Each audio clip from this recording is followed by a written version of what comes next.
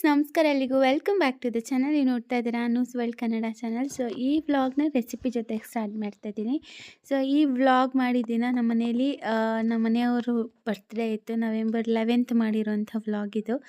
So ನಾನು ಅವತ್ತಿನ ದಿನ ಏನೆಲ್ಲ ಆಯಿತು ಅನ್ನೋದನ್ನು ರೆಕಾರ್ಡ್ ಮಾಡಿದ್ದೀನಿ. ಸೊ ಅವತ್ತು ನಾವು ನಾನ್ ವೆಜ್ ಬೆಳಗ್ಗೆನೇ ಮಾಡಿದ್ವಿ. ಅಂದರೆ ನಮ್ಮ ಮನೆಯವ್ರಿಗೆ ಲೈಕ್ ಏನಾದರೂ ಇಷ್ಟ ಆಗೋ ಥರ ಮಾಡೋಣ ಅಂತ ಹೇಳಿ ಚಿಕನ್ ಚಾಪ್ಸ್ ಹಾಗೆ ಗೀ ರೈಸ್ ಮಾಡಿದ್ದೆ, ತುಂಬ ಚೆನ್ನಾಗಿ ಆಗಿತ್ತು. ಸೊ ಚಿಕನ್ ಚಾಪ್ಸ್ ರೆಸಿಪಿನ ನಾನು ರೆಕಾರ್ಡ್ ಮಾಡಿದ್ದೀನಿ. ಸೊ ಅದನ್ನು ನೀವು ವಿಡಿಯೋಲಿ ನೋಡ್ಬೋದು. ಮೊದಲಿಗೆ ಪ್ಯಾನ್ ಬಿಸಿಗೆ ಇಟ್ಕೊಂಡು ಎಣ್ಣೆ ಹಾಗೆ ಹೋಲ್ ಗರಂ ಮಸಾಲ ಸ್ಪೈಸಸ್, ಸ್ವಲ್ಪ ಮೆಣಸು ಜಾಸ್ತಿ ಹಾಕ್ಕೋಬೇಕು. ಅದಾದಮೇಲೆ ಶುಂಠಿ, ಬೆಳ್ಳುಳ್ಳಿ, ಈರುಳ್ಳಿ ಇದೆಲ್ಲ ಹಾಕ್ಕೊಂಡು ಫ್ರೈ ಮಾಡ್ಕೋಬೇಕು. ಮಸಾಲಾಗೆ ಎಷ್ಟು ಜನಕ್ಕೆ ಬೇಕೋ ನೋಡ್ಕೊಂಡು ಮಾಡ್ಕೊಳ್ಳಿ. ನಾನಿಲ್ಲಿ 4ರಿಂದ 5 ಜನಕ್ಕೆ ಆಗೋಷ್ಟು ಮಾಡ್ತಾಯಿದ್ದೀನಿ. ಸೊ ಬರ್ತ್ಡೇ ಕೇಕ್ ಕಟ್ಟಿಂಗ್ ಎಲ್ಲ ಏನೂ ಬೇಡ, ನಾನೇನು ಚಿಕ್ಕ ಮಗುನ ಮಕ್ಳಿಗೆ ಮಾಡಿದ್ರೆ ಸಾಕು ಅಂತೆಲ್ಲ ಯಾವಾಗಲೂ ಹೇಳ್ತಾನೆ ಇರ್ತಾರೆ. ಬಟ್ ನಂಗೆ ಅದೇನೋ ಒಂಥರ ಸ್ಯಾಟಿಸ್ಫ್ಯಾಕ್ಷನ್. ನಂಗೆ ನನ್ನ ಮಕ್ಕಳು ಬರ್ತ್ಡೇ ಹೆಂಗೆ ಮಾಡ್ತೀನೋ ಅದೇ ಥರ ನಮ್ಮ ಮನೆಯವ್ರಿಗೂ ಮಾಡಬೇಕಂತಲೇ ಆಸೆ. ಅಷ್ಟೇ. ಸೊ ಅದಕ್ಕೋಸ್ಕರ ನಾನು ಆ್ಯಸ್ ಯೂಶ್ವಲ್ ನಮ್ಮ ಲಾರಾಸ್ ಕೇಕ್ಸ್ ಆ್ಯಂಡ್ ಬೇಕ್ಸಲ್ಲಿ ಆರ್ಡರ್ ಮಾಡಿದ್ದೆ. ಪಾಪ ಅವ್ರು ನಾನು ಹೇಳ್ದಾಗೆಲ್ಲ ಎಷ್ಟೇ ಟೈಮ್ ಇದ್ರೂ ಮಾಡಿಕೊಡ್ತಾರೆ, ಮತ್ತು ಶಾಪ್ ಹತ್ರನೇ ತಗೊಬಿಟ್ಟು ಬಂದು ಕೊಡ್ತಾರೆ. ನಂಗೆ ಅದೊಂದು ಸ್ಯಾಟಿಸ್ಫ್ಯಾಕ್ಷನ್ ಇದೆ. ಸೊ ಏನಾದರೂ ಸರ್ಪ್ರೈಸ್ ಕೊಡಬೇಕು ಅಂದಾಗೆಲ್ಲ ನಮ್ಮ ಮನೆಯವ್ರಿಗೆ ಗೊತ್ತಾಗ್ಬಿಡೋದು. ಅಂದರೆ ಕೇಕೆಲ್ಲ ತೊಗೊಬಿಟ್ಟು ಬರೋಕ್ಕೆ ಅವರೇ ಹೋಗ್ಬೇಕಾಗಿತ್ತಲ್ಲ, ನಾನು ಸರ್ಪ್ರೈಸ್ ಕೊಡೋಕ್ಕೆ ಆಗ್ತಾಯಿರಲಿಲ್ಲ. ಬಟ್ ಇವಾಗ ಹಂಗಲ್ಲ. ನಾನು ಈ ಸರಿ ನಾನು ಕೇಕ್ ಕಟ್ ಮಾಡಿಸಿದ್ದು, ಕೇಕ್ ಆರ್ಡರ್ ಮಾಡಿದ್ದೆಲ್ಲ ನಮ್ಮ ಮನೆಯವ್ರಿಗೆ ಗೊತ್ತೇ ಇರಲಿಲ್ಲ. ಸೊ ಕೇಕು ಅಷ್ಟೇ, ನಾನು ಹೇಳಿದ ಥೀಮಲ್ಲೇ ಕೊಟ್ಟಿದ್ದರು, ತುಂಬ ಚೆನ್ನಾಗಾಗಿತ್ತು. ನನಗೆ ಅವ್ರು ಮಾಡೋ ಕೇಕಲ್ಲಿ ಮ್ಯಾಂಗೋ ಕ್ರಷ್ ಯೂಸ್ ಮಾಡ್ತಾರೆ. ಅಂದರೆ ಸೀಸನ್ ಇದ್ದರೆ ಫ್ರೆಶ್ ಮ್ಯಾಂಗೋಸೇ ಯೂಸ್ ಮಾಡ್ತಾರೆ, ಆರ್ ಅದರ್ವೈಸ್ ಕ್ರಷ್ ಯೂಸ್ ಮಾಡ್ತಾರೆ. ಸಕ್ಕತ್ತಾಗಿರುತ್ತೆ ಟೇಸ್ಟು. ನಮ್ಮ ಮನೇಲಿ ಎಲ್ಲರಿಗೂ ಅದಿಷ್ಟ. ಸೊ ಇಲ್ಲಿ ಎಲ್ಲ ಇಂಗ್ರೀಡಿಯೆಂಟ್ಸ್ಗಳನ್ನ ಹಾಕ್ಕೊಂಡು ಪಾಲಕು, ಪುದೀನ, ಕೊತ್ತಂಬರಿ ಇಷ್ಟನ್ನು ಹಾಕ್ಕೊಂಡು ಇದನ್ನು ನುಣ್ಣಗೆ ರುಬ್ಬಿಟ್ಕೊಂಡ್ರೆ ಮಸಾಲ ರೆಡಿ ಆಗುತ್ತೆ. ಅದಾದಮೇಲೆ ಚಿಕನ್ ಒಗ್ಗರಣೆಗೆ ಹಾಕ್ಕೊಂಡು ಚಿಕನ್ ಎಲ್ಲ ಚೆನ್ನಾಗಿ ಸಾಫ್ಟಾಗಿ ಕುಕ್ ಆದಮೇಲೆ ಮಸಾಲ ಹಾಕಿ ಚೆನ್ನಾಗಿ ಕುದಿಸ್ಕೊಂಡ್ರೆ ಚಿಕನ್ ಚಾಪ್ಸ್ ರೆಡಿ ಆಗುತ್ತೆ. ಗ್ರೇವಿ ಕ್ವಾಂಟಿಟಿ ಜಾಸ್ತಿ ಬೇಕು ಅಂದರೆ ಈ ಥರ ಮಾಡ್ಕೋತೀನಿ ನಾನು. ಪಾಲಕ್ ಸೊಪ್ಪು ಹಾಕೊಳ್ಳೋದ್ರಿಂದ ನ್ಯಾಚುರಲ್ ಕಲರ್ ಬರುತ್ತೆ, ಅದಕ್ಕೆ ನಾನು ಅದನ್ನು ಯೂಸ್ ಮಾಡ್ತೀನಿ ಅಷ್ಟೇ. ಸೊ ಈ ವ್ಲಾಗಲ್ಲಿ ನಾನು ನಿಮಗೆ ಗೊತ್ತಿರೋ ಹಾಗೆ ಯೂಟ್ಯೂಬಿಂದ ಒಂದಷ್ಟು ದಿನ ಡಿಸ್ಕನೆಕ್ಟ್ ಆಗೋಗ್ಬಿಟ್ಟಿದೆ. ಸೊ ಶಾಪಿಗೆ ನಾನು ಟೈಮ್ ಕೊಡ್ತಾ ಇರೋದ್ರಿಂದ ನಾನು ಯೂಟ್ಯೂಬ್ಗೆ ಅಷ್ಟೊಂದು ಟೈಮ್ ಕೊಡೋಕ್ಕಾಗಿರಲಿಲ್ಲ. ಬಟ್ ಹೊಸ ವರ್ಷದಿಂದ ನಾನು ವಿಡಿಯೋಸ್ ಪೋಸ್ಟ್ ಮಾಡಬೇಕು ಅಂತ ಅಂದ್ಕೊಂಡಿದ್ದೆ, ಅದೇ ಪ್ರಕಾರ ಮಾಡ್ತಾಯಿದ್ದೀನಿ ಕೂಡ. ಸೊ ಇವಾಗ ಏನಪ್ಪ ಅಂದರೆ ನೆಗೆಟಿವ್ ಕಮೆಂಟ್ಸ್ಗಳನ್ನ ಜಾಸ್ತಿ ನೋಡ್ತಾ ಇದ್ದೀನಿ ಇತ್ತೀಚೆಗೆ.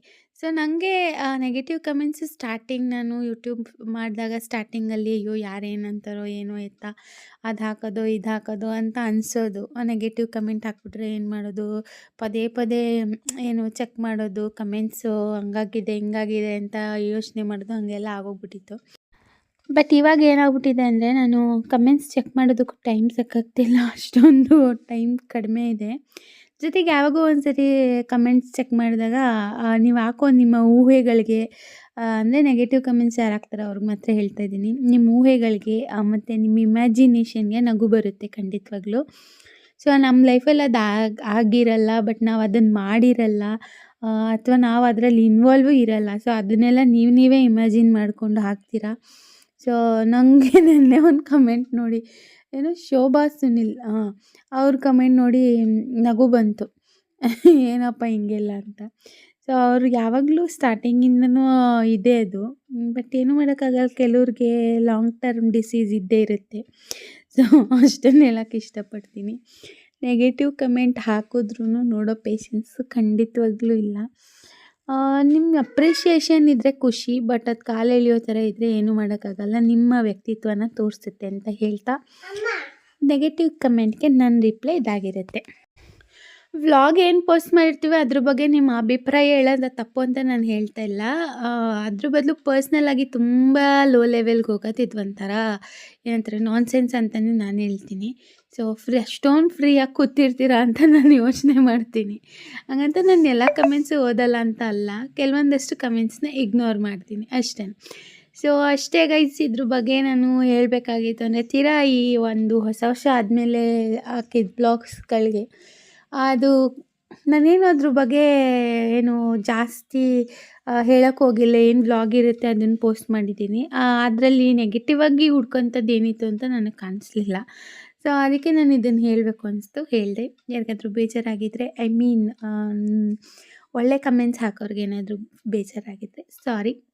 ನೆಗೆಟಿವ್ ಕಮೆಂಟ್ಸ್ ಅವರಾಗೆ ಏನಾದರೂ ಬೇಜಾರಾಗಿದ್ದರೆ ಖಂಡಿತ ಬೇಜಾರು ಮಾಡ್ಕೊಳ್ಳಿ. ನಿಮಗೆ ನಾನು ಹೇಳಿರೋದು ಅಷ್ಟೇ. ಸೊ ಇಷ್ಟೇ ಗೈಸ್. ಇದು ಚಿಕನ್ ಎಲ್ಲ ಫ್ರೈ ಆದಮೇಲೆ ಮಸಾಲೆ ಏನು ಗ್ರೈಂಡ್ ಮಾಡಿ ಇಟ್ಕೊಂಡಿದ್ವಿ. ಸೊ ಅದನ್ನೆಲ್ಲ ಹಾಕಿ ನಿಮಗೆ ಎಷ್ಟು ಬೇಕೋ ಅಷ್ಟು ನೀರನ್ನು ಹಾಕಿ, ಇದು ಗೋಡಂಬಿ ಎಲ್ಲ ಹಾಕಿರೋದ್ರಿಂದ ಸ್ವಲ್ಪ ತಿಕ್ನೆಸ್ ಬರುತ್ತೆ. ಸೊ ನೀರು ನೋಡ್ಕೊಂಡು ಹಾಕ್ಕೊಳ್ಳಿ ಅಂತ ಹೇಳ್ತೀನಿ. ಸೊ ಇದು ಚಪಾತಿ, ಪೂರಿ, ರೊಟ್ಟಿ, ದೋಸೆ ಅಥವಾ ghee rice, jeera rice, white rice ಜೊತೆಗೆಲ್ಲ ತುಂಬ ಚೆನ್ನಾಗಿರುತ್ತೆ. ಗ್ರೇವಿ ಚೆನ್ನಾಗಿ ಕುದಿ ಬಂದಮೇಲೆ ಫ್ಲೇಮ್ ಆಫ್ ಮಾಡಿಕೊಂಡ್ರೆ ಚಿಕನ್ ಚಾಪ್ಸ್ ರೆಡಿ ಆಗುತ್ತೆ. ಇನ್ನು ಅವತ್ತಿನ ದಿನ ನಮ್ಮಮ್ಮ ಕೂಡ ಮನೆಗೆ ಬಂದಿದ್ದರು. ಸೊ ಅಮ್ಮನೂ ಇದ್ರಲ್ಲ, ಜೊತೆಗೆ ಎಲ್ಲರಿಗೂ ಸೇರಿಸಿ ಅಮ್ಮ ಶಾಪಿಗೆ ಬಂದಿದ್ದರು. ಆ್ಯಕ್ಚುಲಾಗಿ ಹೇಳ್ಬೇಕಂದ್ರೆ ನಾನು ನಮ್ಮಮ್ಮ ಇಬ್ಬರು ಶಾಪ್ಗೆ ಹೋಗಿದ್ವಿ. ಹಂಗಿಂದ ಬರುವಾಗ ಕೇಕ್ ತೊಗೊಬಿಟ್ಟು ಬಂದಿದ್ದು. ನಮ್ಮ ಮನೆಯವರು ಬೆಂಗಳೂರಿಗೇನೋ ಹೋಗಿದ್ದರು. ಅವರು ನಾವು ಬರೋಷ್ಟರಲ್ಲಿ ಆಲ್ರೆಡಿ ಅವರು ಕೂಡ ಬಂದಿದ್ದರು. ಸೊ ಸಿಂಪಲಾಗಿ ಕೇಕ್ ಕಟ್ ಮಾಡ್ಸೋಣ, ಸೆಲೆಬ್ರೇಷನ್ ಇರಲಿ, ಒಂಥರ ಮೆಮೊರಿ ಇರುತ್ತೆ ಅಂತ ನಾವು ಅಲ್ಲಿಂದ ಕೇಕ್ ಆರ್ಡರ್ ಮಾಡ್ಕೊಂಡು ತೊಗೊಬಂದಿದ್ವಿ. ಸೊ ಇದು ಲಾರಾಸ್ ಕೇಕ್ಸ್ ಆ್ಯಂಡ್ ಬೇಕ್ಸಲ್ಲಿ ನಾನು ಇದು ಇನ್ಸ್ಟಾಗ್ರಾಮಲ್ಲಿ ನೋಡಿದ್ದೆ ಫೋಟೋ ಕೇಕ್ದು. ಹಾಗೆ ಮಾಡಿಕೊಟ್ರು. ಸೇಮ್ ಆ್ಯಸ್ ಇಟ್ ಈಸ್ ಹೆಂಗೆ ಬಂದಿತ್ತು ಅಂದರೆ ಇನ್ಸ್ಟಾಗ್ರಾಮಲ್ಲಿ ಹೆಂಗಿತ್ತು ಹಾಗೆ ಇತ್ತು. ನನಗಂತೂ ಖುಷಿ ಆಯಿತು. ನಾನು ಯಾವ ಥೀಮ್ ಕಳಿಸಿದ್ರು, ಯಾವ ಡಿಸೈನ್ ಕಳಿಸಿದ್ರು ಪರ್ಫೆಕ್ಟಾಗಿ ಮಾಡಿಕೊಡ್ತಾರೆ. ಅದೊಂದು ಖುಷಿ ಇದೆ. ಸೊ ಅರೌಂಡ್ ಬಿದ್ದಿದ್ರೆ ಖಂಡಿತವಾಗ್ಲೂ ನೀವು ಕೂಡ ಸೆಲೆಕ್ಟ್ ಮಾಡ್ಬೋದು. ಅಷ್ಟೇ ಗೈಸ್. ತುಂಬ ಚೆನ್ನಾಗಿ ಬಂದಿತ್ತು. ಮ್ಯಾಂಗೋ ಕ್ರಶ್ ಯೂಸ್ ಮಾಡಿದರು. ಸೊ ಇದು ನಮ್ಮ ಮನೆಯವ್ರಿಗೆ ಅಂತೇಳಿ ನಾನು ಕಳಿಸಿದ ಥೀಮು. ಸೊ ಅದೇ ಪ್ರಕಾರ ಮಾಡಿಕೊಟ್ಟಿದ್ರು. ಇದು ಸುಬ್ಬುದ್ ಕಾಮಿಡಿ ನೋಡಿ ಇವಾಗ, ಅದಕ್ಕೆ ಆಡಿಯೋ ಮ್ಯೂಟ್ ಮಾಡಿಲ್ಲ. Malabar golden diamonds.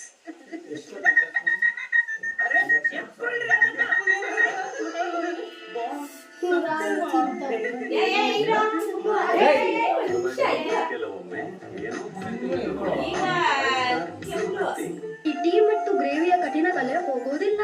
ಹೋಗುತ್ತೆ ಬೆಳಗಾದ್ರ ಹೇಗೆ ಹೋಗುತ್ತೆ ಈ ಕಠಿಣ ಕಲೆ? ಹೌದು, ಡಯಟ್ ನೊಂದಿಗೆ ಬರೀ 73 ರೂಪಾಯಿಗೆ. ಸೂರಜ್ ಹಾಕಿ ನಡೆದ ಜಾಗಿಂಗ್ಗೆ ಬರ್ತಾನೆ.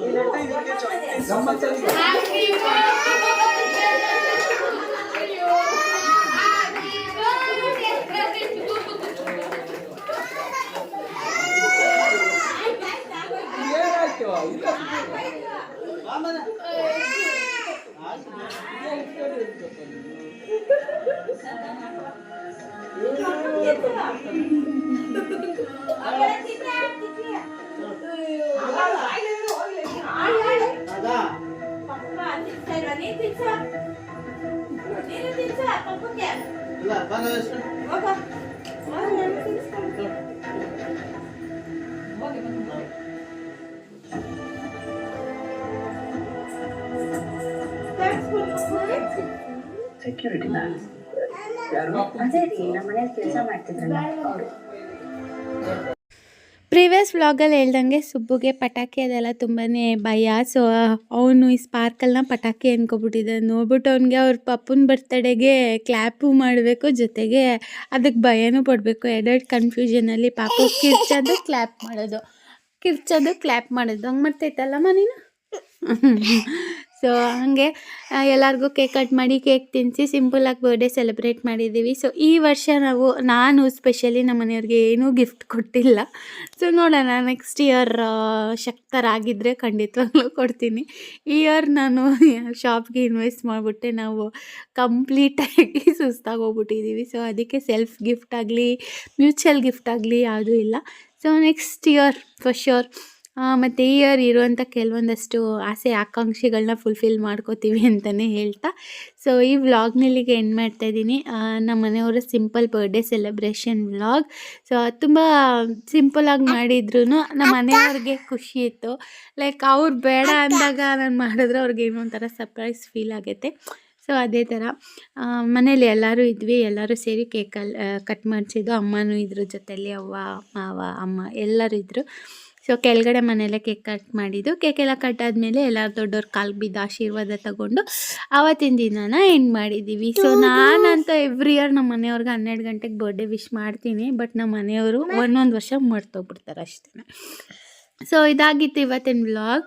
ಹೋಪ್ ಈ ವ್ಲಾಗ್ ನಿಮಗೆ ಇಷ್ಟ ಆಗಿರ್ಬೋದು. ಮತ್ತು ನೆಗೆಟಿವ್ ಕಮೆಂಟ್ಸ್ಗೆ ನಾನು ಕೊಟ್ಟಿರೋ reply only for negative comments ಅಷ್ಟೇ. ಅದನ್ನು ಯಾರೂ ಕನ್ಸಿಡರ್ ಮಾಡಬೇಡಿ ಅಂತ ಹೇಳ್ತಾ ಎಸ್ ಪದೇ ಪದೇ ಹೇಳೋದು ಬೇಡ, ಎಂಡ್ ಮಾಡ್ತಾ ಇದ್ದೀನಿ. ಈ ವ್ಲಾಗ್ ಇಲ್ಲಿಗೆ ಎಂಡ್ ಮಾಡ್ತಾ ಇದ್ದೀನಿ. ವ್ಲಾಗ್ ಇಷ್ಟ ಆಗಿದ್ರೆ ಲೈಕ್ ಮಾಡಿ, ಶೇರ್ ಮಾಡಿ, ಹೊಸದಾಗಿ ನೋಡ್ತಾ ಇರೋರು ಚಾನಲ್ ಸಬ್ಸ್ಕ್ರೈಬ್ ಮಾಡ್ಕೊಂಡು ನೋಡಿ. ನಿಮ್ಮ ಅನಿಸಿಕೆ ಅಭಿಪ್ರಾಯಗಳು ವಿಡಿಯೋ ಬಗ್ಗೆ ಏನಿದ್ರು ಕಮೆಂಟ್ ಸೆಕ್ಷನಲ್ಲಿ ಬರ್ದು ತಿಳಿಸ್ಬೋದು. And yes, thanks for watching. ನಮಸ್ಕಾರ. ಥ್ಯಾಂಕ್ ಯು ಥ್ಯಾಂಕ್ ಯು ಹೇಳು. ಓಕೆ ಡನ್ ಹೇಳು. ಓಕೆ ನಾನು